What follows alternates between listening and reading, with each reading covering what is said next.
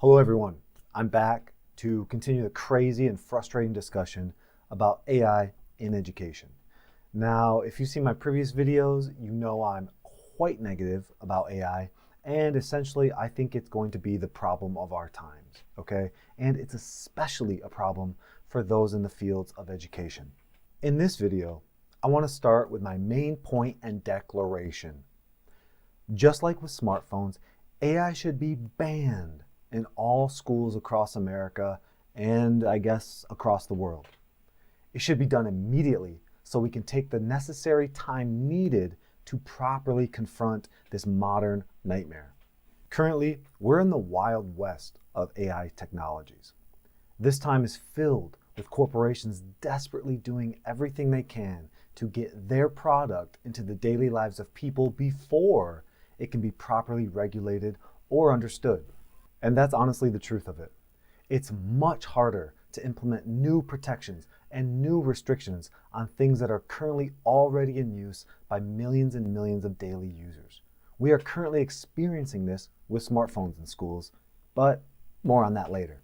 This desperate corporate land grab, or I call it a mind grab, is happening right now in society, and more specifically, happening in education right now as we speak. Anecdotally, from my own personal experience, I see this wild AI land grab as teachers and students are constantly encouraged to use AI by administrators, educational partners, political leaders, and yes, sadly, even some teachers. Now listen, before people get upset and call me a Luddite or something, listen, AI technology is cool, okay? I do think there is a place for it in schools, maybe in the form of a specific class, but ideally, I would like to see the concerns and problems with AI technologies to be properly presented and addressed. Even though this AI technology and these chatbots are essentially brand new, I've already sat through many AI professional developments, all of them optimistic about AI, and all of them singing AI's praises without even addressing the simplest of base concerns. What are those concerns? I'll just summarize them quickly, and I expressed these in my previous videos. Number 1, moral and ethical concerns. Number 2, data collecting concerns. Number 3, educational and thinking concerns. Number 4, corporate greed concerns. And the last one, number 5, I've added that we're seeing more and more, environmental concerns. Don't want to trust my anecdotes? Well, let's just take a look at our current educational AI political landscape. When Joe Biden was president, he implemented, I think, a pretty reasonable executive order on AI called Executive Order number 14110, and this was on October 30th, 2023. The title of this executive order is Safe, Secure, and Trustworthy Development and Use of Artificial Intelligence. What I really appreciate about this language in the executive order is that it expressed caution and research regarding the topic of AI. It acknowledged that AI both has the potential to do amazing things, but also terrible things, and we need to be ready. Section 1 of this executive order states the purpose of the executive order and says, artificial intelligence, AI, holds extraordinary potential for both promise and peril. Responsible AI use has the potential to help solve urgent challenges while making our world more prosperous, productive, innovative, and secure.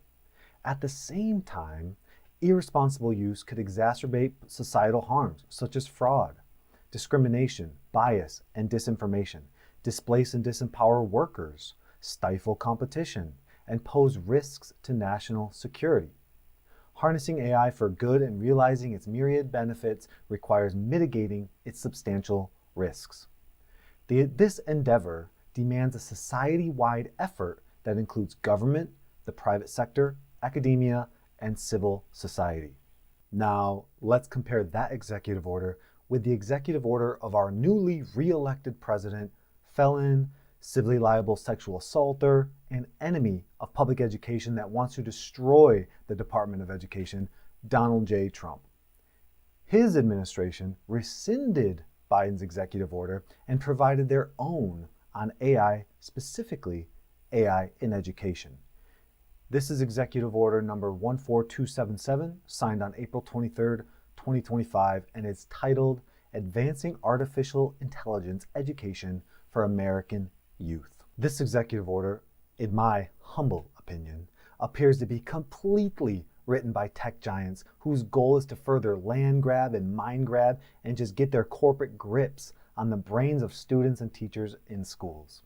There is zero caution presented and zero comments on any sort of concerns or risks that AI might pose. I'm going to read parts of the executive order, but I encourage you all to please check out and read the entire thing if you're interested. So the executive order says, to ensure the United States remains a global leader in this technological revolution, we must provide our nation's youth with opportunities to cultivate the skills and understanding necessary to use and create the next generation of AI technology. Professional development programs focused on AI education will empower educators to confidently guide students through this complex and evolving field. While AI education in kindergarten through 12th grade is critical, our nation must also make resources available for lifelong learners to develop new skills for a changing workforce. Now, this might sound nice on paper and optimistic and positive, especially when we're competing with other nations in AI. But ultimately, I think it's overly positive about AI. None of the concerns are voiced. And also, I think it's quite scary to speak about integrating AI in all grade levels, especially the younger grade levels. The other point I want to bring up about this overly positive embrace of AI tech giants is that when you implement a new technology, app, or product into American schools or into school districts across America, that is big bucks for these companies, okay? That money is essentially taken from the government, taken from taxpayers to fund these technologies. Rather than fund things that will actually improve schools, we're going all in on AI technologies. What's especially scary and concerning is that just this December, Trump signed a new executive order that stops individual states from regulating AI. This executive order is called, quote, Ensuring a National Policy Framework for Artificial Intelligence, and I have the link in my description, okay? Again, I encourage everyone to read this thing because it stops individual states from putting any regulations on AI. Again, didn't Republicans believe in states' rights? What happened? Is this all that shocking though? Once best friend of Elon Musk and heavily financed by tech bros and tech billionaire giants, it's a no-brainer that A, Trump knows nothing about AI, and B, the tech bros and tech billionaires are pushing him to give AI a pass so they can further profit and exploit people. After all, it's what they paid for by financing his presidential run. Also, Trump's own appointed Secretary of Education, Linda McMahon, yes, of WWE fame, who I know is not a teacher and never was a teacher, and her only involvement in education was being on the Connecticut State Board of Education from 2009 to 2010. Anyways, recently she said in an interview that she heard about a school system that's going to start making sure first graders or even pre-Ks have A1 teaching in every year. She then went on to say it's a wonderful thing. But that there is a school system that's going to start making sure that first graders or even pre-Ks have A1 teaching, every year starting, that far down in the grade. It wasn't all that long ago that we're going to have internet in our schools. Woo! Now, okay, let's do CA1 and how. CA1 and how. This blunder further corroborates that this administration is ignorant on AI and is full steam ahead in their ignorance. And you thought it couldn't get worse than Betsy DeVos from Trump's first term. So as you can see, it's a really bad time for AI and education, made worse by an overly ignorant and corporate Trump administration. Are we doomed? Probably, okay? But maybe not. And this is getting to the heart of this video. Today, I want to make a very important comparison between AI and smartphones. I think The parallels are interesting, and the lessons we learned or did not learn about smartphones could help inform how we should respond to the implementation and regulation of AI in our schools. My argument is this: in education, we are potentially making the same mistakes with AI that we previously already made with smartphones. What were those mistakes? Well, I would just put them under 3 bullet points. Number 1, mixed messaging. Number 2, eager acceptance. And number 3, a lack of rules and regulations in place. Story time. Way back then, when I was a young whippersnapper teacher in training, around 2010, smartphones were entering mainstream society in a much more prominent way.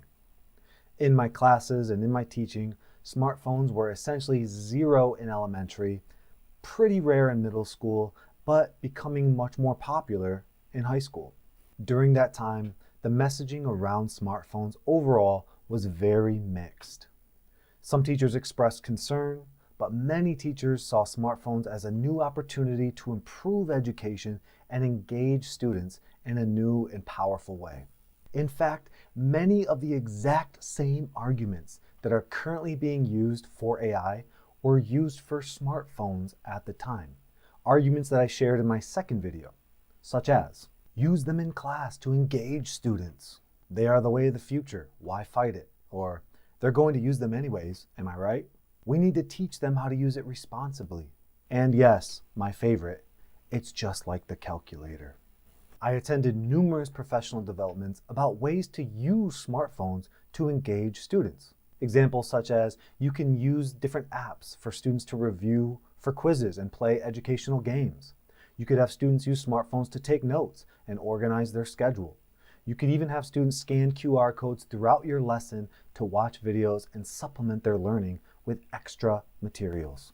Overall, although there were some concerns, everything just sounded relatively great, and rarely were legitimate concerns explained or presented, especially in professional development. In my first few positions teaching middle school, smartphones were honestly never a major issue. Okay, there maybe were a handful of students that had to have them taken away, but it wasn't until I reached and started teaching high school that I saw just how utterly addicted students had become. All of the fun and interesting activities in the world could hardly peel students away. Students mostly sat in class quietly, with their heads down, with earbuds in, or were constantly pulling out their phones to respond to text or check social media. Many students even watched Netflix or TV shows and played games during lessons. Now, schools did attempt to police phone use, okay? And there were rules about students not having phones out during instruction.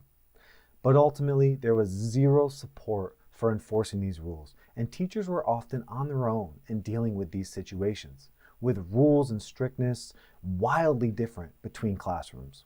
So as you can see, mixed messaging, eager adoption, and a lack of strong rules not only further enabled students to remain hopelessly addicted to their screens, but it also made it nearly impossible to properly police.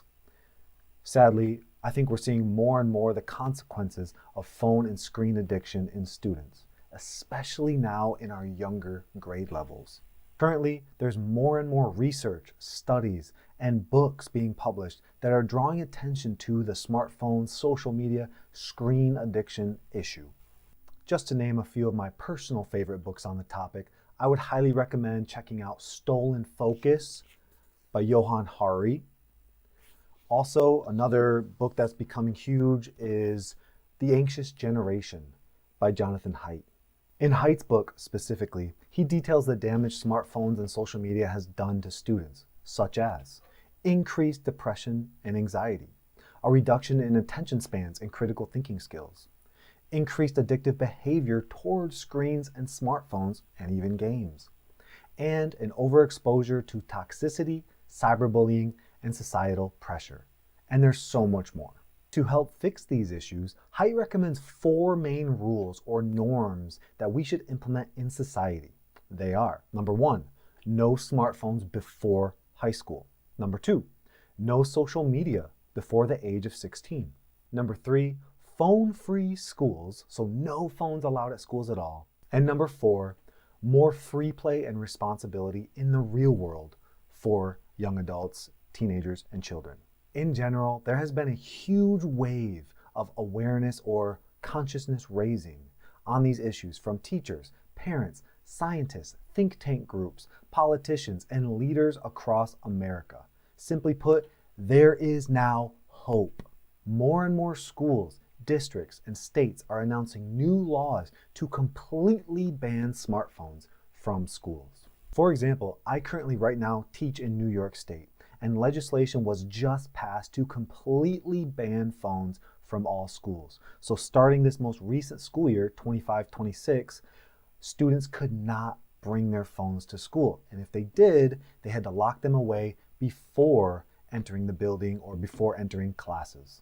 There are also many countries that have led and are now leading the charge of banning smartphones and social media in schools.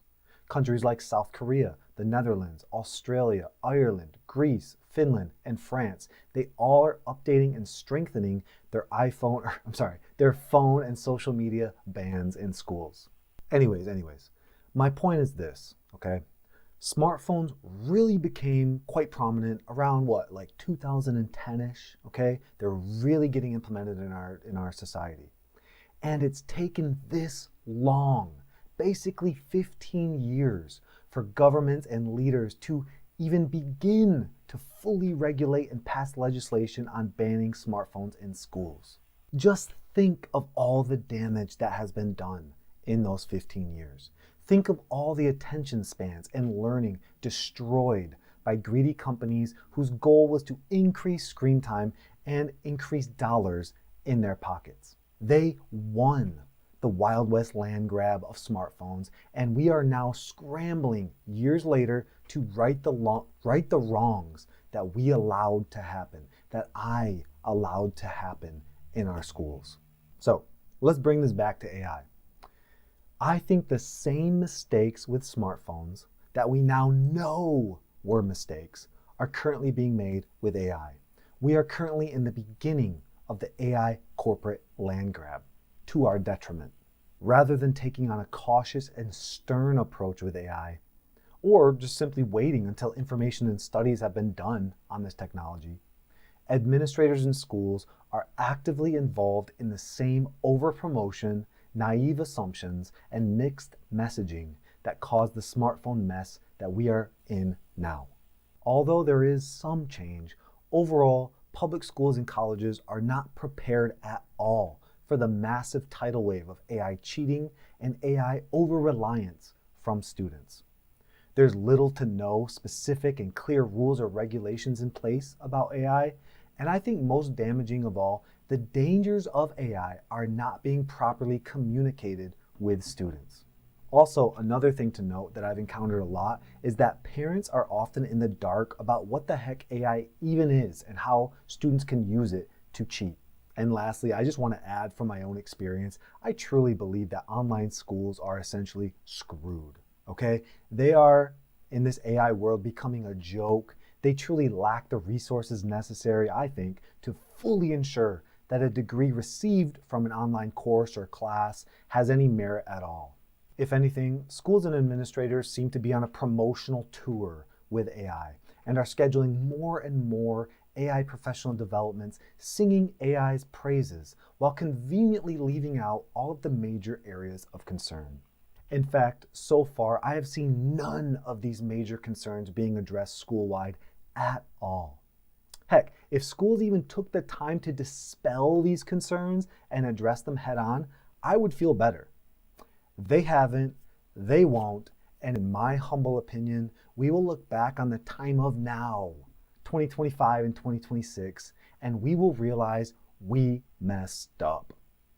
Even though these AI problems are made more challenging thanks to the current political climate we exist in, I overall just want to say the time is now that we take what we've learned from the poor implementation of smartphones and we apply them to AI. We must, as a school, as a nation, find ways to regulate AI use and properly educate students, parents, educators, community members about the concerns of AI technology.